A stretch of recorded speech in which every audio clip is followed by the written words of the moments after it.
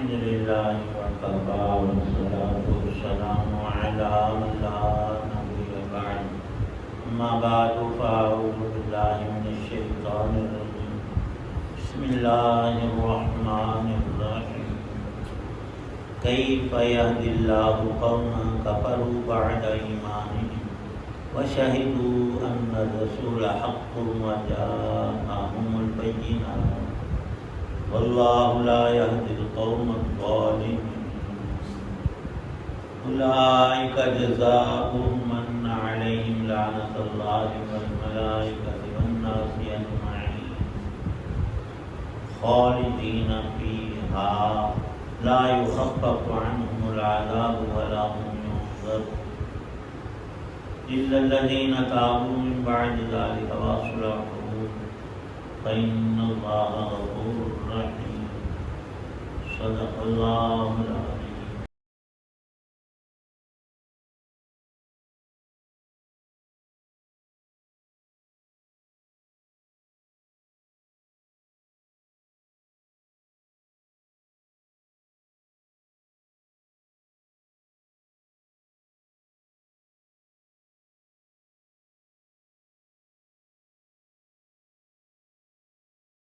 اللہ ایسے لوگوں کو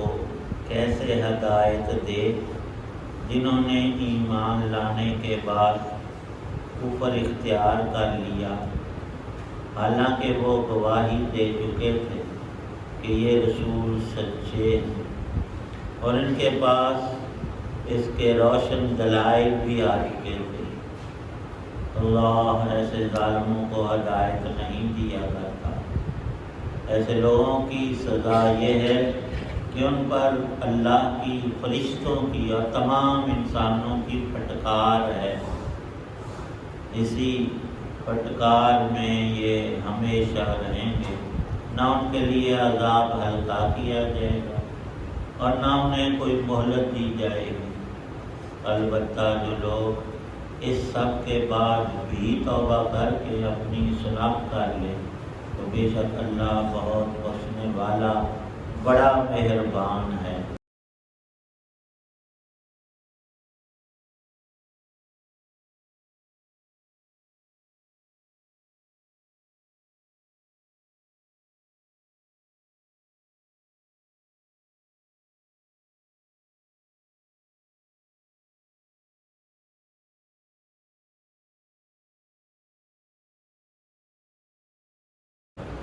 سورہ آل عمران کی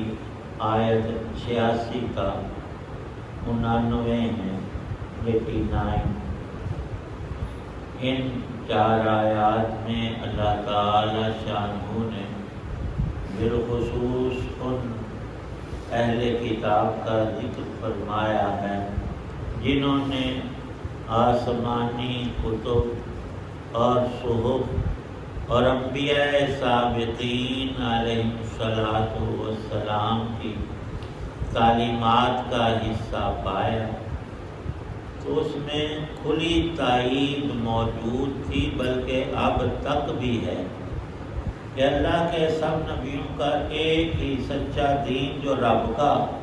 مقبول اور منظور دین ہے، دین اسلام، وہی برحق، اور اسی کی تجدید اللہ کے آخری نبی خاتم النبیین حضرت محمد الرسول اللہ صلی اللہ علیہ وسلم فرماتے ہیں۔ اور جب اتنا علم اور انسان یہ کچھ جانتا ہو، علامات موجود ہیں، معجزات کو دیکھ کر اور دل بھی یقین کرے کہ کوئی علامت ایسی ہے نہیں جو ان میں موجود نہ ہو، پھر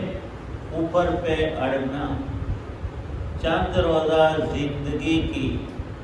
غلط خواہشات کو پورا کرنے کے لیے اس قیمتی ترین چیز کو ترک کر دینا، رد کر دینا، قبول نہ کرنا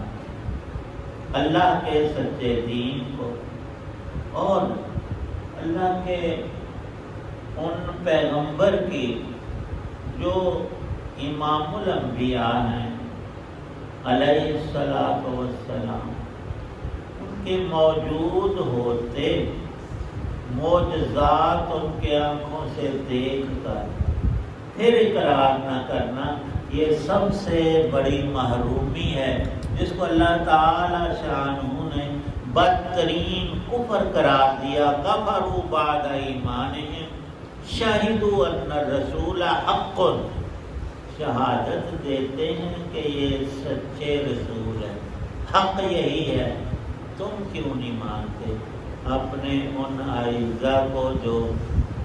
خلوت میں مشورہ کرتے تھے ہم یہ اللہ کے سچے نبی ہیں، ان پر ایمان لے آئیں، ان کی نبوت کا اقرار کر لیں، ان کا دین سچا ہے یا نہیں، اختیار کریں کہ نہ۔ اندر کہتے ان کو سمجھاتے تھے کہ بالکل ٹھیک ہے، کوئی مسلمان ہو۔ وہ آگے سوال کرتے کہ تمہیں کیا بیماری ہے، تم کیوں نہیں اس کو اختیار کرتے؟ جب کہتے بھی ہو شاہدوا ان الرسول حق، وہ کہتے یہ ہمارا معاملہ ہے، کچھ ہماری رکاوٹیں ہیں۔ اللہ پاک فرماتے ہیں کوئی رکاوٹ نہیں، انہوں نے ہدایت کو قبول نہیں کیا، اور جو رب کی نعمت کو ٹھکرائے اور ٹھڈے مارے اور قبول نہ کرے اور اللہ اسے عطا کر رہے تو پھر اللہ اس کو محروم کر دے۔ وہ ہدایت جہان میں کبھی پاتا نہیں، اور ان کے بارے ارشاد فرمایا علیہم لعنت اللہ،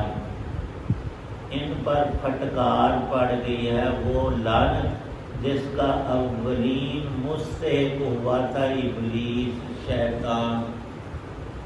اور سب فرشتوں کی ان پر لعنت اور پھٹکار، اور فرمایا یہ بھی کم ہے،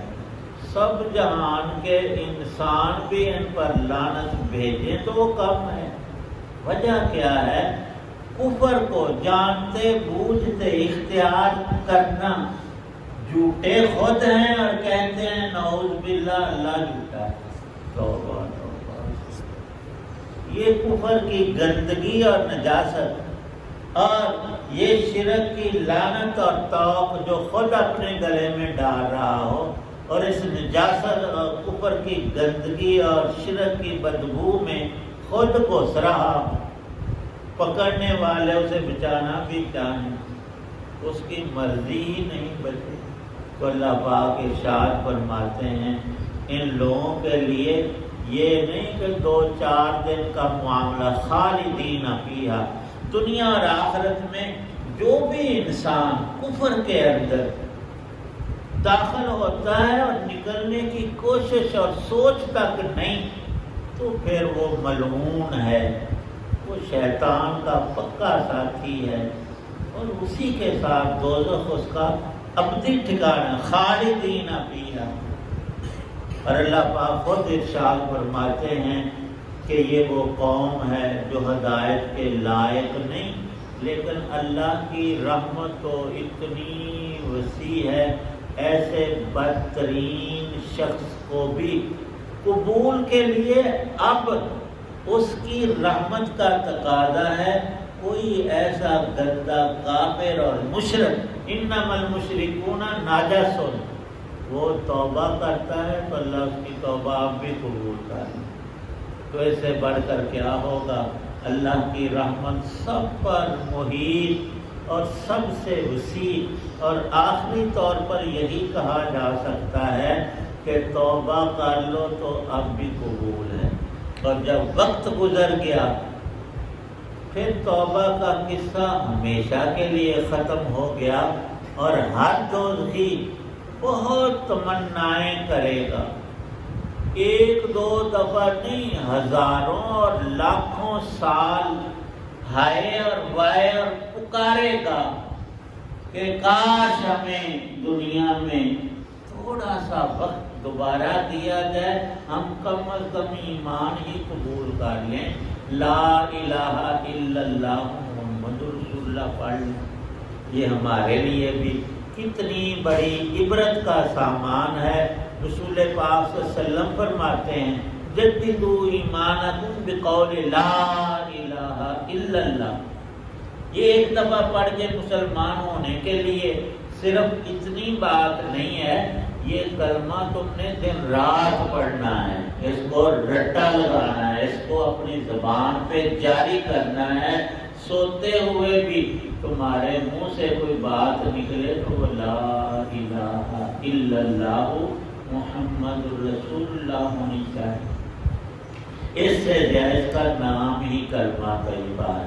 اس سے دل کی پاکی بڑھتی ہے، ہر گندگی غلاظت دور ہوتی ہے، انسان کے اندر جو کھوٹ آتا ہے، بد نیتی پیدا ہوتی ہے، نیکی میں سستی آتی ہے، ان سب کا ایک ہی علاج ارشاد فرمایا، اپنے ایمان کو تازگی دیا کر۔ کسی نے پودے اور پھول اور باغیچہ اور باغ لگایا ہے، اس کے لیے لازم ہے روزانہ نگہداشت کرے، وقت پر پانی دے، گوڈی کرے اور کھاد وغیرہ جو ان کی بڑھوتری کے سامان ہیں وہ مہیا کرے، پھر اسے پھول اور خوشبو اور پھل اور ان کی لذتیں حاصل ہوں گی۔ اور ایک دفعہ پودا لگا کر چھوڑ دیا، مڑ کے دیکھا ہی نہیں، بکری کھا گئی یا جانور نے روندا یا کسی شرارتی انسان نے اسے جڑ سے اکھیڑ کر پھینک دیا، تمہیں پرواہ ہی نہیں، تو وہاں پھل پھول کا تصور ہوگا؟ بالکل نہیں ہوگا۔ اس لیے نصیحت فرمائی ہے رسول پاک صلی اللہ علیہ وسلم نے، ہر مومن کا سب سے بڑا پہلا اور اونچا وظیفہ وہ اسی کلمے کا دہرانا ہے، اس کو پڑھتے رہنا ہے۔ فرمایا کسی درخت، کسی دیوار، کسی بھی پتھر اور کسی بھی چیز کے پاس سے گزرو تو اسے اپنے کلمے کا گواہ بنا لو۔ صحابہ نے عرض کیا تو وہ کیا، کیسے؟ فرمایا وہاں پڑھ تو لا الہ الا اللہ محمد رسول اللہ، وہ پتھر، وہ پہاڑ، وہ چیز، وہ درخت، وہ جو بھی چیز ہے وہ تمہاری اللہ کے حضور کل کو گواہی دے گی، اے رب کریم فلاں وقت میں یہ میرے پاس سے گزرتے ہوئے ایک امانت مجھے دے گیا، اس نے کلمہ پڑھا اور میں نے سنا اور تیرے حکم سے محفوظ رکھا، اب وہ یہ ہے۔ پہلے یہ باتیں ذرا سمجھنے میں مشکل لگتی تھی کہ پتھر کے اندر کیسے وہ محفوظ ہو گیا، تو یہ لوہے کے اور شیشے کے اور ان دھاتوں کے اور آلات ہماری جیبوں میں ہیں، ان میں کیا ہے؟ وہی آواز کے اللہ فرماتے ہیں کہ جو قیامت میں مناظر آئیں گے نا، ان کے نمونے میں نے دنیا ہی میں تمہیں دکھا کر رہنا ہے۔ ان میں یہ کتنی پیاری حدیث کہ جب تصور تک نہ تھا کہ پتھر میں بھی بے جان چیزوں، درخت کے اندر بھی آوازیں کیچ ہوتی ہیں، بڑھتی ہیں، وہ گواہی دیں گے، آج دے رہے ہیں۔ ہمارے یہ آلات اور ان کے بٹن پش کرنے سے ہمیں وہ آواز رپیٹ ہو، ہم اس کو 1000 دفعہ بھی سن سکتے ہیں، اور یہی تو اللہ نے پہلے بات فرمائی اپنے پیغمبر علیہ السلام کے ذریعے کہ اس کلمے کو اپنے ایمان کی تازگی، تقوی اور طہارت کے لیے، اور اخلاص جو بہت عظیم نعمت ہے کہ میں ہر نیک کام اپنے رب کو راضی کرنے کے لیے اس طریقے پر جو مقبول ہے، اللہ کے ہاں منظور ہے، وہ ایک ہی ہے، حضرت محمد صلی اللہ علیہ وسلم کا سنت طریقہ۔ اللہ پاک ہمیں کامل نصیب فرمائے۔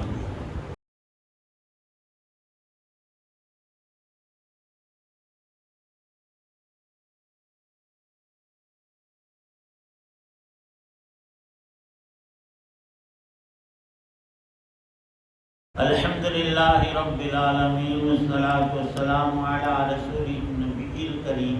یا اللہ پاک سب بیماروں کو شفا عطا فرما، ہماری تمام پریشانیاں دور فرما، دین کی سمجھ عمل کی توفیق، قرآن پاک کی تلاوت ہر وقت کرنا، پاک درود پاک کی کثرت نصیب فرما، جتنے حضرات دعا میں موجود ہیں سب کی نیک دعاؤں کو قبول فرما. اللہم اغفر للمؤمنین والمؤمنات الاحیاء منهم والاموات. ربنا تقبل منا انک انت السمیع العلیم وتب علینا انک انت التواب الرحیم. صلی اللہ تعالی علی خیر خلقہ محمد وعلی آلہ وصحبہ وسلم اجمعین.